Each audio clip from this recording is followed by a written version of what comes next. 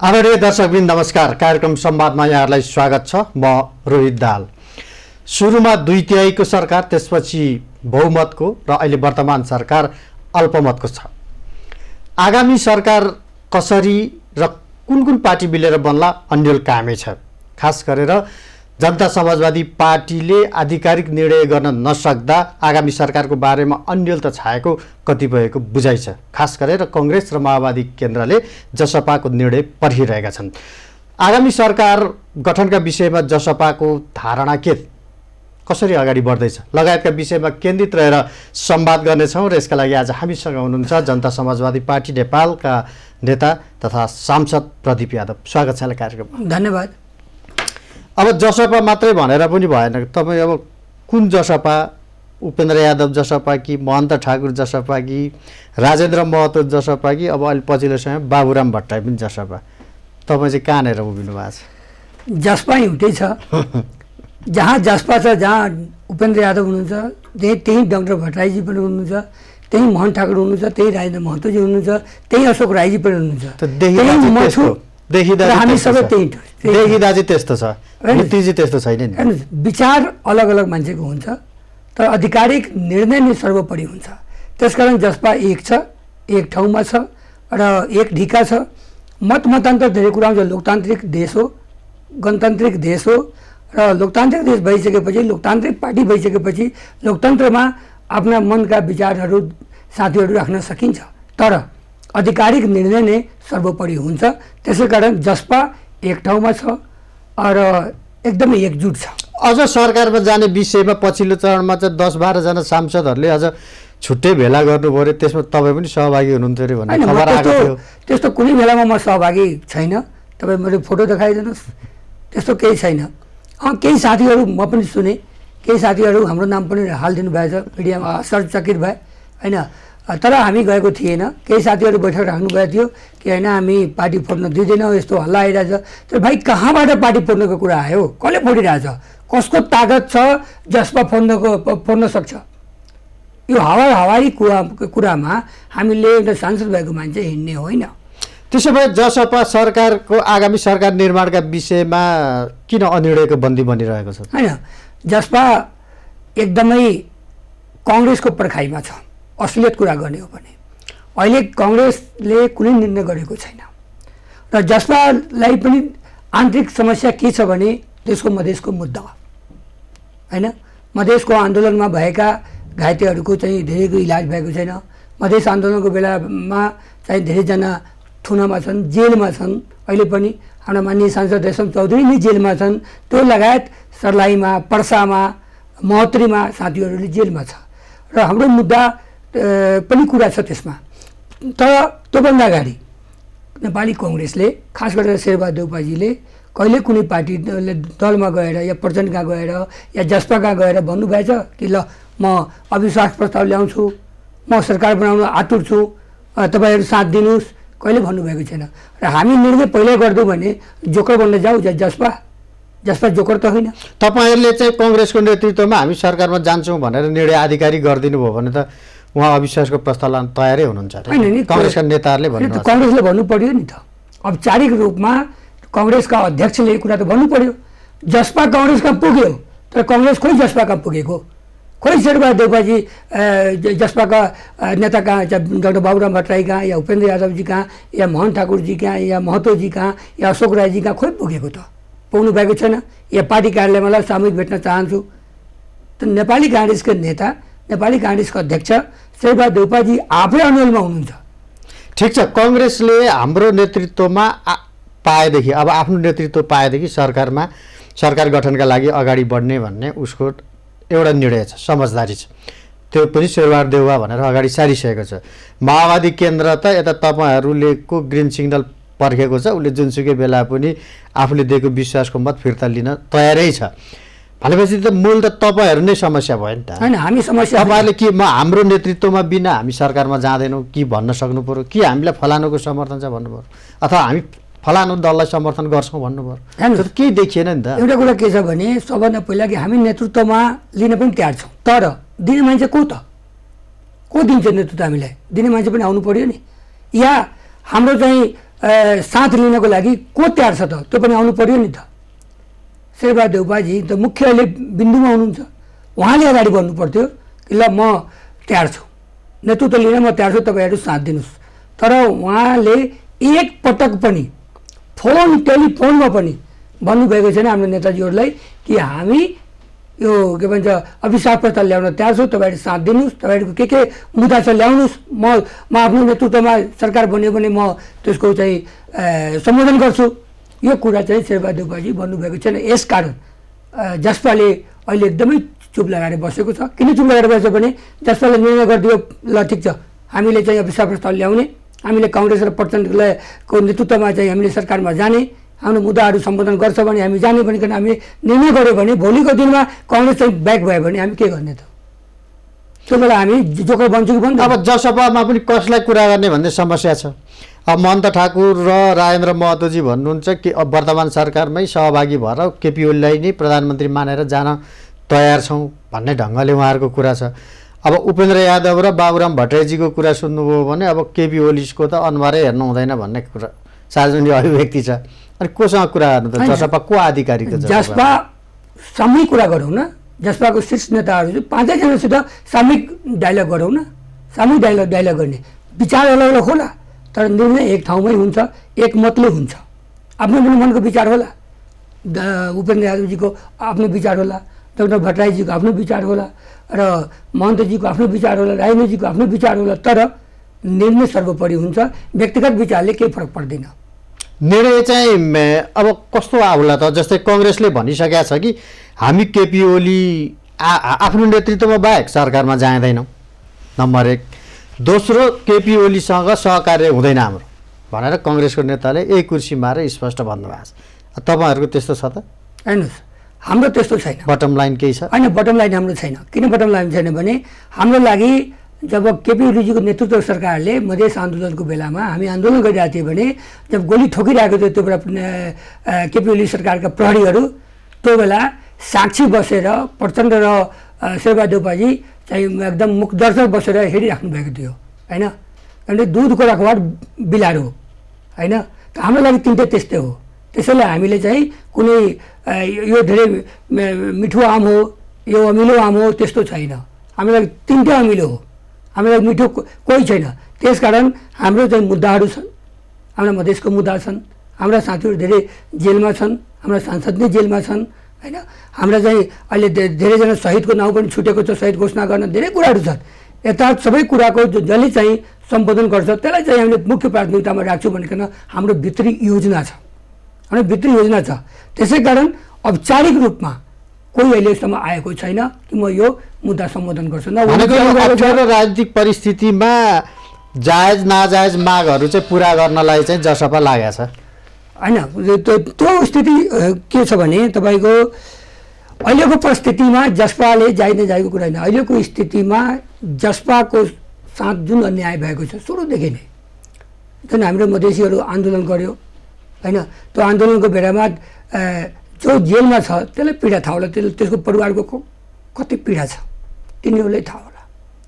जुन अहिले तपाईँको घाइते छ त्यसलाई इलाज गर्नलाई पैसा पुगिरहेको छ त्यसलाई पीडाहरू थाहा छ। त्यसकारण मारिएका मान्छेका परिवारलाई पनि पीडा होला नि, पीडा छ।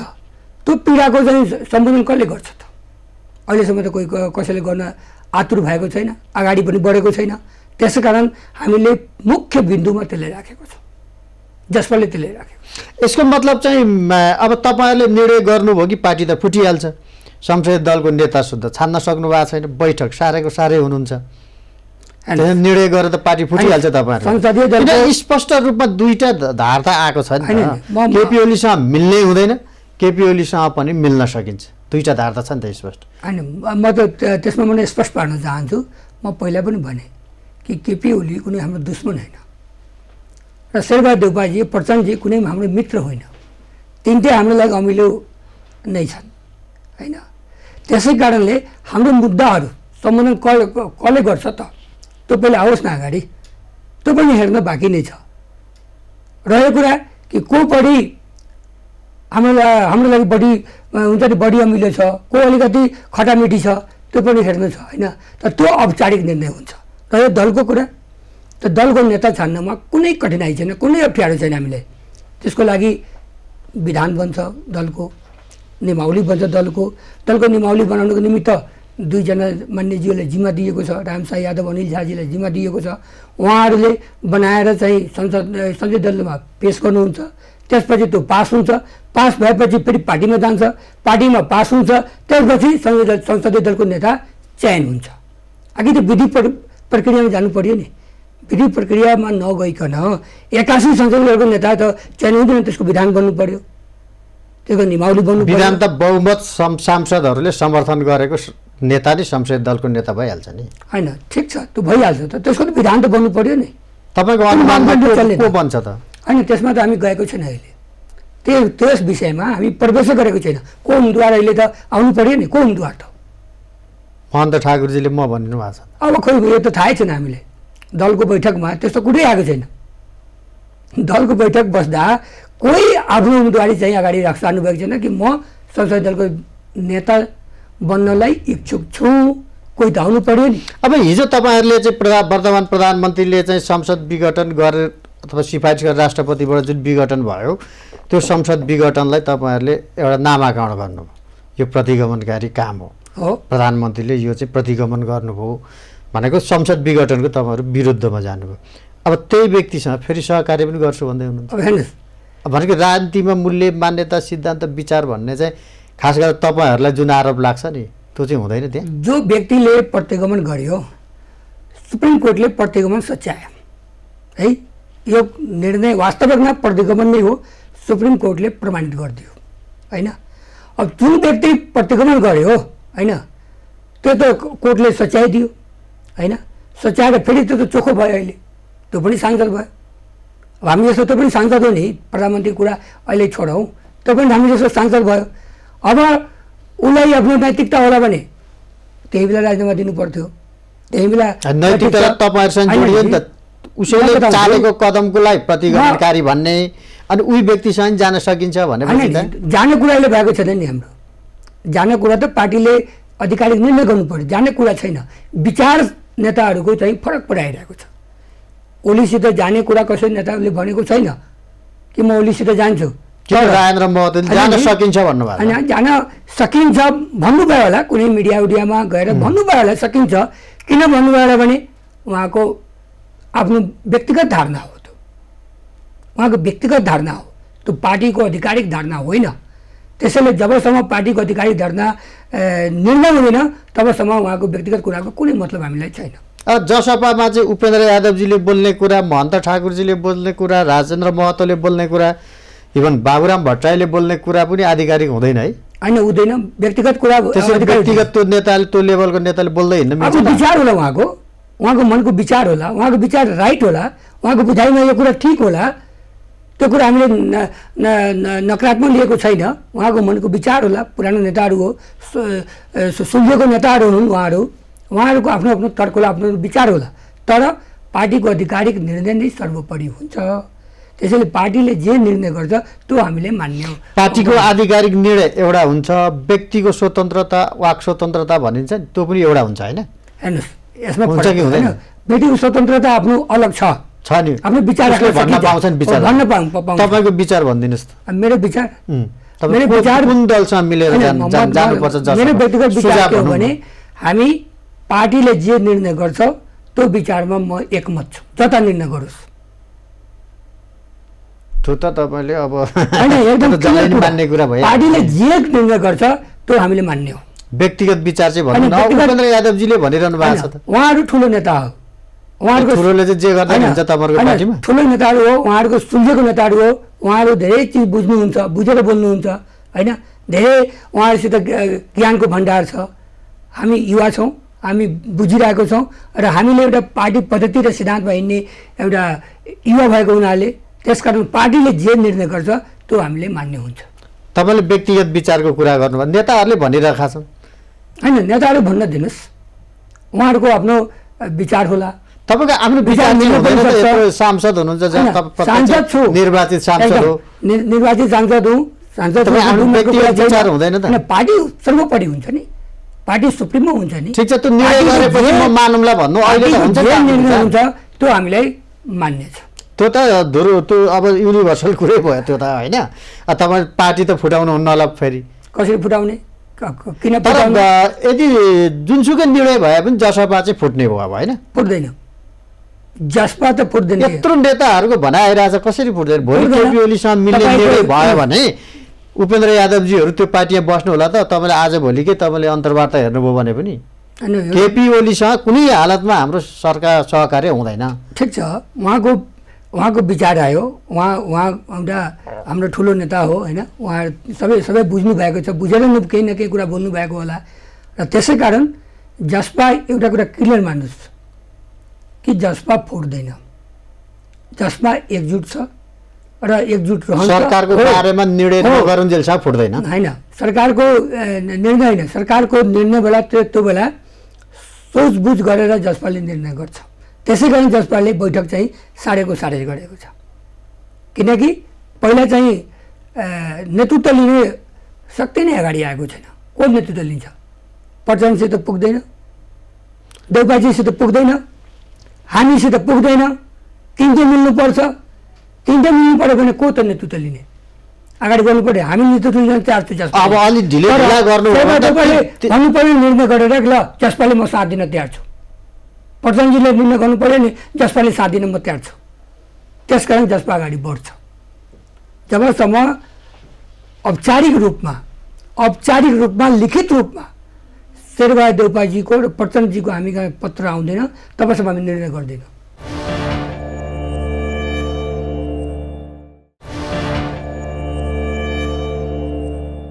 पत्र आए पनि तपाईँहरूले फेरि शेरबहादुर देउवालाई साथ दिनु भएन भने कुरा त उही हो नि त। शेरबहादुर देउवाजी फेरि जोकर बन्नु। होइन, हाम्रो जोकर बन्ने कुरा छैन। हामी डाइलग गरौँ न, मुद्दाहरू छ हाम्रो। यसरी नै कसैलाई समर्थन गर्ने त पनि कुरा भएन। पहिला डाइलग गर्नुहोस्, हाम्रो मुद्दाहरू चाहिँ सम्बोधन गर्नुहुन्छ कि गर्नुहुन्न। किनकि हाम्रो पनि यही बेला हाम्रो पनि मुद्दाहरू छ।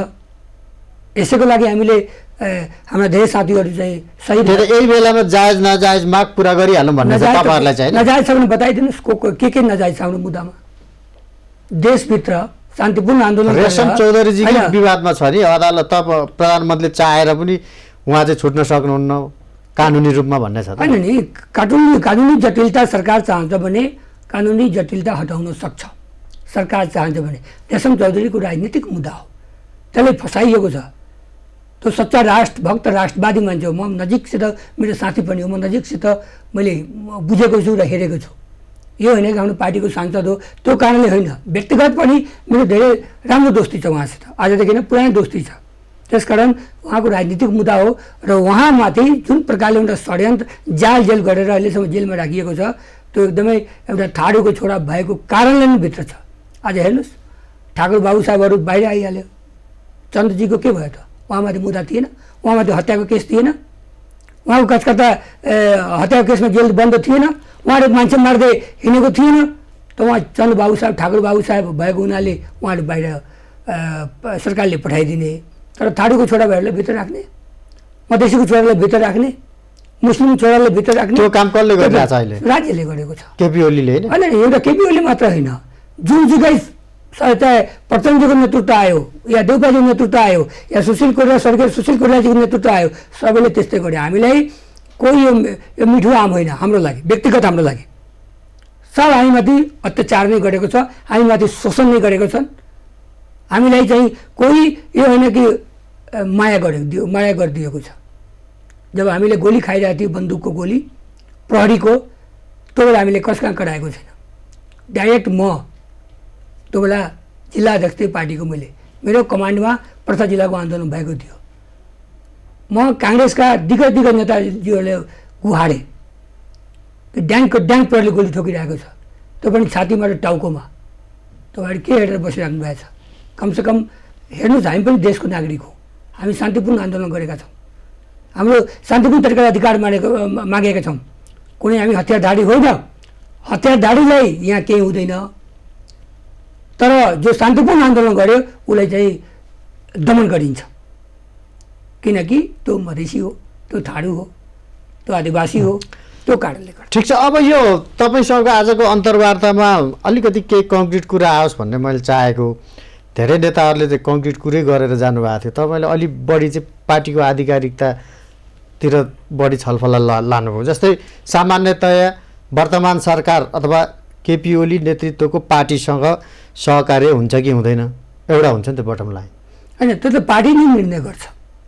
त्यो त मैले भनेपछि त्यो म भने ल केपी ओलीजीको सरकारसित सहकार्य हुन्छ भनिकन भोलि भएन भने किनकि पार्टीमा त्यो विचार पार्टीको आन्तरिक रूपमा राख्न सकिन्छ। छलफलको क्रममा दलको बैठकमा हामी राख्छौँ। होइन, कुनै पनि नीति विधि विचारको कुराले पनि त हुन्छ नि त। हिजो केपी ओलीले गरेको निर्णयको विरुद्धमा तपाईँहरू सडक सङ्घर्षमा हुनुहुन्थ्यो। खास गरेर केपी ओली विरुद्धले नेतृत्व गरेको पार्टीभन्दा फरक पार्टीहरू सबै सडकमै थिए, आन्दोलनमै थिए त्यो निर्णयको विरुद्धमा। भनेपछि एउटा सामान्यतया त्यही निर्णयको विरुद्धमा लागेको त्यो सोचेपछि फेरि त्यही व्यक्तिसँग सहकार्य हुन्छ कि हुँदैन, सामान्य कुरा होइन। एउटा कुरा के छ भने पार्टीमा भने नि पहिले पटक पटक त्यो कुरामा कहाँ जोड दिन्छु कि पार्टीले त्यस विषयमा आधिकारिक निर्णय गर्छ, किनकि त्यसमा छलफल हुन्छ। कोसित गयो भने घटा हुन्छ, कोसित गयो भने फाइदा हुन्छ, भोलिको पार्टीको भविष्य के हुन्छ सबै हेर्छ पार्टीले, यसरी निर्णय गरिदिन्छ। त्यो त राजनीतिमा लामो भविष्य बोकेका तपाईँहरू, छोटो भविष्य र लामो इतिहास भएका नेताहरू नेतृत्वमा छन् तपाईँहरूका। उहाँहरूको छोटो इतिहास छ, के अरे लामो इतिहास छ, छोटो भविष्य छ। तपाईँहरूको छोटो इतिहास भयो भने लामो भविष्य छ पार्टीमा। अनि पार्टीले भोलि गलत निर्णय गर्ला कि भनेर पहिले तपाईँहरूले चाहिँ पार्टीलाई गलत निर्णयबाट जान रोक्न पनि त सक्छ। बैठकमा हामी राख्छौँ नि कुरा, जब दलको बैठक हुन्छ, जब हामीलाई सोधिनु हुन्छ, त्यो बेला त जब लाग्छ कि पार्टीले गलत गइरहेछ, गलत निर्णय गरिरहेछ त्यो बेला हामी रोक्छौँ नि। तर पार्टीले पहिला त निर्णय त गरोस् कि कस्तो निर्णय भइरहेको छ। यति विश्वास गर्नुहोस् कि हाम्रो पार्टीले जसपाले र जसपाको नेताले जे निर्णय गर्छ त्यो देशको लागि र यो नागरिकको हकको लागि एकदमै सान्दर्भिक र नागरिकको जे चाहना छ त्यसअनुसार निर्णय गर्छ, यो बुझ्नुहोस्। हिजो अब राजेन्द्र महतोजीलाई केपी ओलीजीले सहयोग गरेर चुनाव जिताएको, अब महन्त ठाकुरजी पनि अब एकदम क्लोजमै रहनुभएको भन्ने सुनिन्छ, गर्दाखेरि पार्टी त्यतातिर ढल्किने सम्भावना भयो। फेरि पनि चुनाव जित्नु पर्यो। जस्तो लाग्छ केपी ओलीजीको त आफ्नो उम्मेदवार त्यहाँ थियो, अनि कसरी केपी ओलीजीले राजेन्द्र महतोजीलाई उहाँ चुनाव जिताइदिनु? राजेन्द्र महतोजीले भन्नुभएको छ। अनि सबै गलत कुरा हो। उहाँले भन्ने मान्छे पनि होइन, मलाई लाग्दैन। किन लाग्दैन? केपी ओलीजीको आफ्नै उम्मेदवार थियो, उहाँ त आफ्नै उम्मेदवारको प्रचारमा त्यहाँ जानुभएको थियो भने त उहाँले आफ्नो उम्मेदवार हारिसकेपछि होइन, अब कोही भन्छ कि मै जिताइदिए राजेन्द्र महतोले त हाँस्यो। उम्मेदवार त एउटा हाँसेको कुरा हो, खडा गर्न मात्रै पनि सकिन्छ होइन। त्यस्तो कुरा छैन। अब एउटा राजेन्द्रजीको कुरा गरेर मोहनजी कसरी जित्नुभयो, त्यही केपी ओली जिताइदिनु भयो। उपेन्द्रजी कसरी जित्नुभयो, केपी ओली जिताइदिनु भयो। म कसरी जितेँ, उहाँको उम्मेदवारको 4900 भोट आएको थियो मात्र। राजेन्द्र महतोजीको चाहिँ कुरा, म जतिबाट लिड गरेँ त्यतिको उहाँको उम्मेदवारको भोट आएको थियो, केपी ओलीजीको र के भन्छ माओवादीको साझा उम्मेदवारको 4900 मात्र मत आएको थियो। अब कसैले भन्छ कि मै जिताइदिएँ, त्यो भन्न त्यो बेकार कुरा हो। मधेसी जनताले जिताएको छ। मधेसी जनताले आफ्नो अधिकार दिलाउनको निमित्त हामीलाई यहाँ पठाएको छ। म लगायत राजेन्द्र महतोजीले, उहाँ शुद्ध मधेसी जनताले जिताएको छ।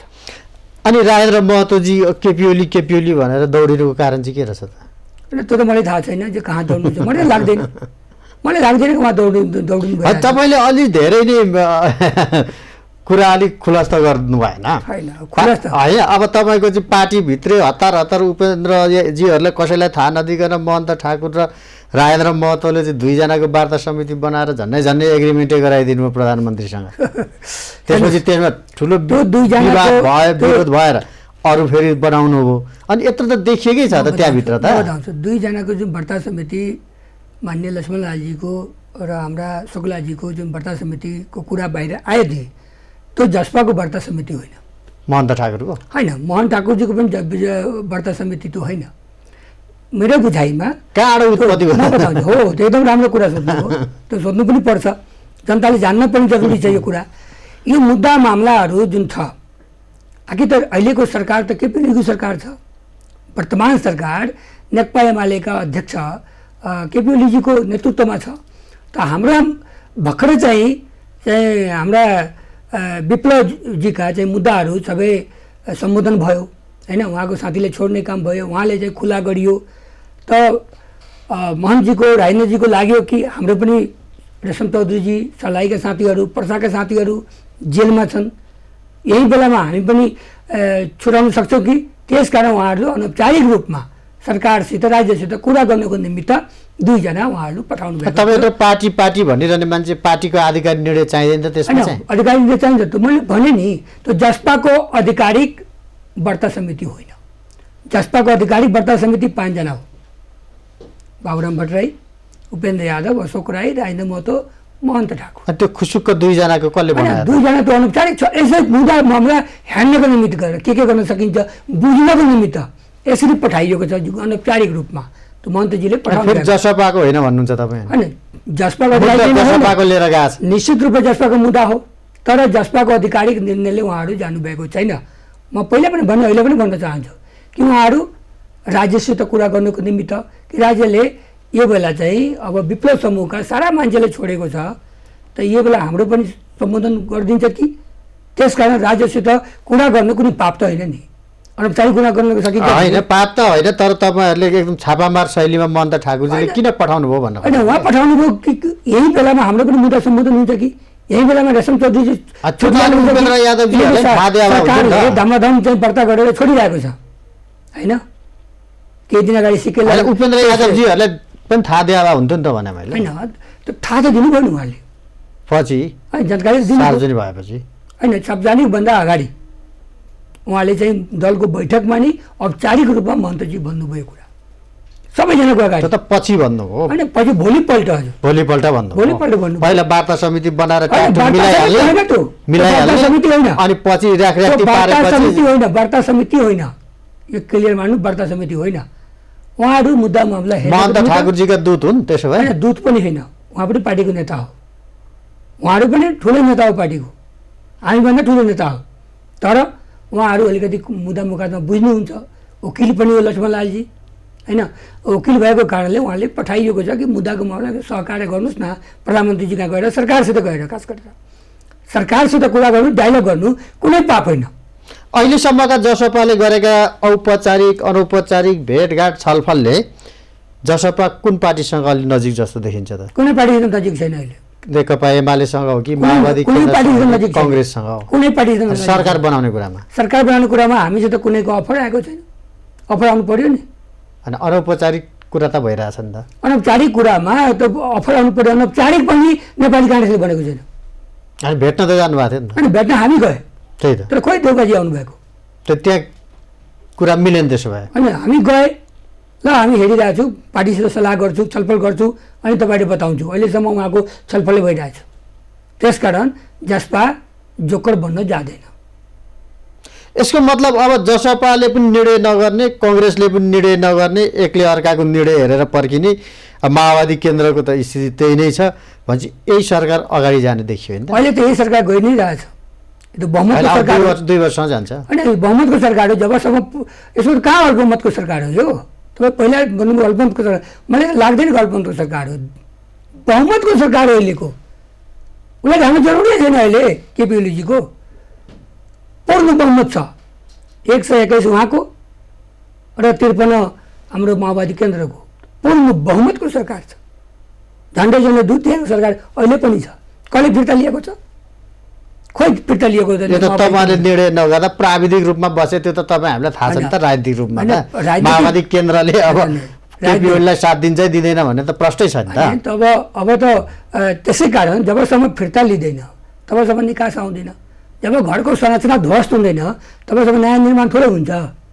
फिर्ता लिएर त फेरि अप्ठ्यारो होला नि त, तपाईँ अर्कोतिर बहुमत पुर्याउन सक्नु भएन भने त यही सरकार जान्छ, अथवा भोलि निर्वाचनमा जाला, संसद विघटन होला, एउटा परिपक्व निर्णय गर्नु पर्यो। परिपक्व निर्णय गर्नको निमित्त त नेताहरू बस्नु पर्यो, डायलग त गर्नु पर्यो। खोइ डायलग गरेको त, कोही नेता डायलग गरेको हेर्दैन, प्रचण्डजीले त हेर्छु एउटा डायलग गरेको। मेन त माओवादी, मेन त नेपाली कांग्रेस, मेन नेपाली कांग्रेसको अस्ति नेता यहाँ आउनु भएको थियो, तपाईँहरूले दोष लगाएर जानुभयो, आज तपाईँ आउनु फेरि उहाँलाई दोष लगाएर जानुभयो। म दोष किन लगाउँछु?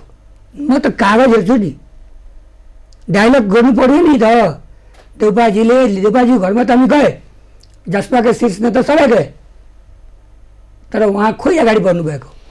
अब अलि तपाईँले यसै गरी डिले गर्दै जानुभयो भने त तिनटै दल मिल्दा पनि ओलीको विरुद्धमा चाहिँ बहुमत नपुग्ला जस्तो देखिन थाल्यो त सङ्ख्याको हिसाबले त। उहाँले त फुत्त तानिदिइरहनु भएको छ। होइन, अब तानेको त म हेरेको छैन, सब आफ्नो आफ्नो दलमै छ, कहाँ खोइ तानेको। होइन, अब माओवादीका 4 जना सांसद अब फेरि माओवादीमा फर्किन्छ नि त। अहिले फर्किदिनु भने पद जान्छ, पद जाँदा त केपी ओलीलाई फाइदा हुन्छ नि। अनि फाइदा घाटा के हुन्छ, पद त जान्छ, त्यो 4 जनाको पद त जान्छ, सदस्य चट हुन्छ, त्यसपछि के गर्छन्, राजनीतिक हत्या त भयो नि। सांसद पद जाने भने भोलि जितेर आइहाल्छ नि त। भोलिको दिनमा त भोलि ग्यारेन्टी लिएछ कसैले जित्न सक्छ? के इलेक्सन हुन्छ कि सेलेक्सन हुन्छ कि भोलि जितेर आउँछ? सेलेक्सन होला पनि जितेर आउला, इलेक्सन होला पनि बडा मुस्किल छ।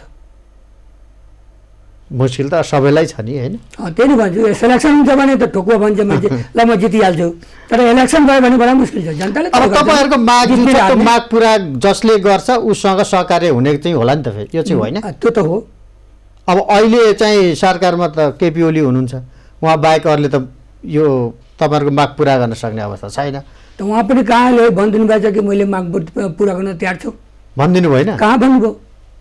अनि भेटमा त म तयार छु, सकारात्मक छु भन्नु पर्यो। सकारात्मक त यो त कति वर्षदेखि सकारात्मक सुनिरहेको छ। अब लिखितै चाहियो, नगदा नगदी तपाईँलाई? जससित सम्झौता गर्छ त्यसले नगद गर्छौँ हामी, उधारो गर्दैन हामी। उधारो त कति कागजको टुक्रा गइसक्यो डस्टबिनमा। होइन, अब अर्को प्रधानमन्त्रीसँग गर्दा पनि त उधारै हुन्छ नि तपाईँहरू। होइन, अर्को प्रधानमन्त्री या अहिलेको प्रधानमन्त्री जसले चाहिँ नगदमा सम्झौता गर्छ उसैसित हामी जाने हो। नयाँ प्रधानमन्त्रीले त तपाईँको जेलमा भएका नेता कार्यकर्ता छोड्न सक्दैन नि त, ऊ त प्रधानमन्त्री हुनु पर्यो नि त पहिला त। निश्चित रूपमा उसले प्रधानमन्त्री नभइकन त हुँदैन।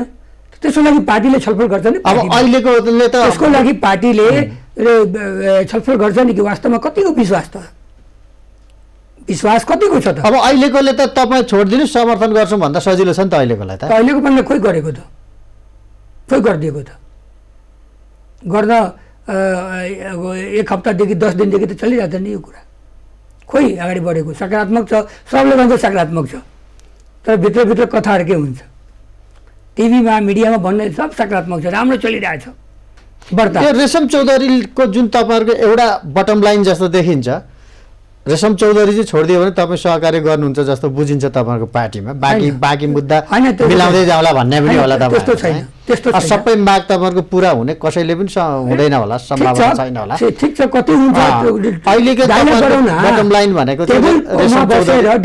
रेशम चौधरीलाई छोड्ने नै होला। अब यत्रो सरकार आफ्नो जाँदैछ, प्रधानमन्त्री पद जाँदैछ भन्ने केपी ओलीले थाहा पाउँदै एउटा सांसद भइसकेको व्यक्तिलाई छोड्न त उहाँलाई गाह्रो नहुनु पर्ने हो नि, केही जटिलता त होला नि त। होइन, एउटा रेशम चौधरी मात्र होइन, अब रेशम म पहिले पनि भने तपाईँले फेरि दोहोऱ्याउन चाहन्छु। एउटा रेशम चौधरी त ठिक छ सांसद हुनुहुन्छ भने उहाँ हाइलाइट हुनुभयो, सांसद भएपछि हाइलाइट भयो उहाँको नाउँ, तर त्यो लगायत धेरै परिवार जेलमा बन्दी छ, धेरै परिवार अहिले मुद्दामा छ, तारिकमा छ। त्यसकारण सबैको एउटा भनौँ न एउटा बास्केटमा राखेर हरेक मुद्दाको डायलग गरेर कति अहिले गर्न सकिन्छ, कतिको पछि गर्न सकिन्छ, त्यो डायलग गर्नु पऱ्यो नि त पहिला। सबै एउटै प्रकृतिका मुद्दा नभएको हुनाले सबैलाई एकैचोटि एउटै बास्केटमा हालेर निर्णय गरेर त सक्दैन होला। ठिक छ, तर मुद्दा त किन डायलग गर्नु पऱ्यो नि, कुन प्रकृतिको मुद्दा कति गाह्रो छ, कति सजिलो छ, कुन मुद्दा गाह्रो छ, कुन सजिलो छ, त्यो त डायलग गरेर पनि थाहा हुन्छ नि। अहिले डायलगै भएको छैन। अब यो अहिलेका पार्टीहरूमध्ये तपाईँहरू बाहेक कसैले तपाईँहरूको मुद्दा चाहिँ सम्बोधन गर्छ भन्ने आशा चाहिँ छ तपाईँहरूलाई, होइन? हिजो उपेन्द्रजी पनि संविधान संशोधन गर्न भनेर यही सरकारमा जानुभयो, दुईटै बनाएर तपाईँको चाहिँ अपमानित ढङ्गले हट्नु परेको अवस्था पर्यो उठेर। आशा त छ अझै पनि, होइन? मार्न त भएन फेरि। होइन, यस्तो छ कि अब हामी लोकतन्त्र र गणतन्त्रमा विश्वास गर्ने पार्टी, हामी कुनै आतङ्कवादी होइन, हामी टेररिस्ट होइन, हामी हतियारधारी राजनीति गर्ने पार्टी पनि परेन। हामी लोकतन्त्र र गणतन्त्रमा विश्वास गर्ने होइन, र विश्वास गरेको कारणले हामीलाई हमेसा चाहिँ धोका दिएको छ। 2 बुँदा सम्झौता गर्ने, 7 बुँदा सम्झौता गर्ने, 22 बुँदा सम्झौता गर्ने, होइन, र धोका दिने। यिनीहरूलाई यसै गर्दा पुग्छ होला भन्ने होला नि त। होइन, धोका दिने उहाँहरू नै हो। त्यसकारण अहिलेको बेलामा हामी पनि अहिले एकदमै गम्भीर रूपले हाम्रो पार्टी सोचिरहेको छ। तपाईँहरू पनि जब जब राजनीतिक रूपमा अप्ठ्यारो पर्छ अथवा जसपा हिजो राजपा जे भने पनि उसको अलिकति भूमिका राष्ट्रिय राजनीतिमा देख्छ, आवश्यकता पर्छ अरू दलहरूलाई, त्यतिखेर यो मुद्दा उठाउने, बाँकी समय त फेरि तपाईँहरू बिर्सिनुहुन्छ नि, बेला बेलामा झस्किनुहुन्छ नि। यस्तो कुरा छैन। तपाईँलाई याद दिलाउन चाहन्छु, या तपाईँको सारा रेकर्ड होला, हामीले पार्लियामेन्टमा पनि संसदमा पनि हरेक इस्युमा आवाज उठाएको छु। मलाई लाग्दैन कि कुनै सेसनमा हाम्रो आवाज चाहिँ अगाडि बढ्दैन, तर हामीलाई आवाज उठाउने हो। हाम्रो बहुमत त छैन, हामीसित 2/3 त छैन, हामी 34 सांसद छौँ। 34 सांसदले के गर्न सक्छ? 275 मा 34ले के गर्न सक्छ? हैन, हामीले आवाज उठाउने, घटघटाउने हो राज्य सरकारले, र हामी शान्तिपूर्ण तरिकाबाट हामीले बाटो खोजिरहेको छौँ, र एक दिन हाम्रो माग पुरा हुन्छ। आज नहुने भोलि हुन्छ, तर हामीले शान्तिपूर्ण तरिकाले नै अगाडि बढ्छौँ। हामी हतियारधारी होइन, र हतियारधारीसित चाहिँ माथि विश्वास पनि हामी गर्छौँ। कहिलेकाहीँ तपाईँहरूलाई लाग्दैन कि अब सधैँभरि हामीलाई चाहिँ खालि सरकारको पदको मन्त्रीको लोभी भन्छन्, त्यस्तो आरोप हामीलाई लागेको छ, हामीले त्यो जनमत पनि छैन सरकारमा जान, अब यो अर्को निर्वाचन अगाडि हामी सरकारमा जान्नौँ भन्ने त्यस्तोतिर निष्कर्षतिर जान सम्भावना छ कि छैन? एउटा बडा राम्रो क्वेसन गर्नु, आरोप भनेको मैले भने बडा एकदम राम्रो क्वेसन गर्नुभयो। यो हामीतिर पनि साथीहरू भन्छ कि मधेसी दल त खालि मन्त्री बन्नको लागि जान्छ, उयो हुन्छ कि हामी सुन्नुहुन्छ तपाईँ? सुन्नुहोस् न, पहिला पनि भने कि लोकतन्त्र गणतन्त्रको लागि लडेको यो पार्टी हो, संहिताको लागि लडेको पार्टी हो, र हामीले लडेर संहिता ल्याए होइन। ठिक छ, गणतन्त्रको लागि प्रचण्डको नाम बढी अगाडि आउँछ, तर संहिताको लागि हाम्रो नाम अगाडि आउँछ होइन। र लोकतन्त्र र पारतन्त्रको लागि नेपाली काङ्ग्रेसले अगाडि ल्याएको कुरा हो, यसमा दुई मतको कुरा छैन। रह्यो कुरा कि हामी नेपाली काङ्ग्रेस, नेपाल कम्युनिस्ट पार्टी सधैँ सरकारमा बसेपछि कसरी औँला नउठाउने, यो किन प्रधानमन्त्री बन्यो, किन राष्ट्रपति यसको पार्टीको बन्यो, यो किन मन्त्री बनिराख्ने हमेसा, र हामीले मन्त्री बन्ने बित्तिकै यति हल्ला किन? मलाई गजब लाग्छ। मधेसीले मन्त्री पाउने बित्तिकै लाग्छ कि यसलाई यो किन आयो, या आएको बेडी बेकार हो, यिनीहरू प्रतियोगिता हो, यिनीहरू नलायक हुन्, मन्त्री आउने बित्तिकै हामी नलायक हुने। जीवनभरि त मन्त्री खाइरहेको छ, जीवनभरि त काङ्ग्रेस कम्युनिस्ट प्रधानमन्त्री र मन्त्रीहरू खाइरहेछ, त्यो राम्रो हो त? के हामी एउटा भनौँ न बाबाको मठियाको साधु बन्न आएको? हामी साधु हौँ? हाम्रो जब सरकारमा गएपछि धेरै कुराको चाहिँ सम्बोधन गराउन सकिन्छ, त्यो कारणले पार्टीले पटक पटक सरकारमा गएको हो, दबाब दिन सकिन्छ, भित्र गएपछि दबाब बढी हुन्छ, त्यस कारणले पार्टीले सरकारमा गएको छ। ठिक छ, त्यो कामयाबी नभएको होला हैन, उद्देश्य राम्रो भयो भने त्यसले संविधानले पनि रोकेको छैन हैन। त्यसकारण सरकारमा जाने बित्तिकै मधेसी खराब, यिनीहरू पद लोलुपिता, धेरै साथीहरू भन्छ, मलाई आश्चर्य लाग्छ। अब भन्ने साथीहरूको लाज हुनु पर्यो। के लाज हुनु पर्यो हजुर भने कि काङ्ग्रेस कम्युनिस्टले के कुरा किन बन्दैन, त सरकारमा किन जान्छ, त सरकार किन बनाउँछ, जनता माइन्डेड किन दिन्छ? जनताले बहुमत दियो, सरकार बनाउने निमित्त दियो नि, राज्य सञ्चालनको लागि निमित्त दियो नि। ठिकै छ, जसपा आफ्नो नेतृत्वमा सरकार बनाउन चाहन्छ हो, यो चाहिँ हो। अहिले समर्थन गरेर हामी तयार छौँ। अब जुनसुकै दललाई समर्थन गरेर पनि जान सक्ने भयो, जुनसुकै दलको नेतृत्व मानेर पनि जानु, यति चाहिँ होइन? यो होइन, पार्टीले निर्णय गर्छ जुनसुकै दल निश्चित रूपमा यसको लागि ओपन गरिएको छ।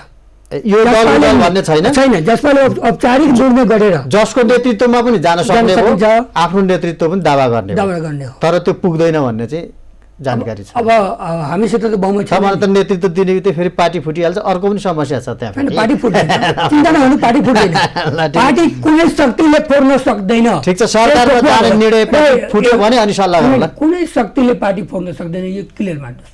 हवस्, कार्यक्रममा आइदिनु भएन, धेरै धेरै धन्यवाद।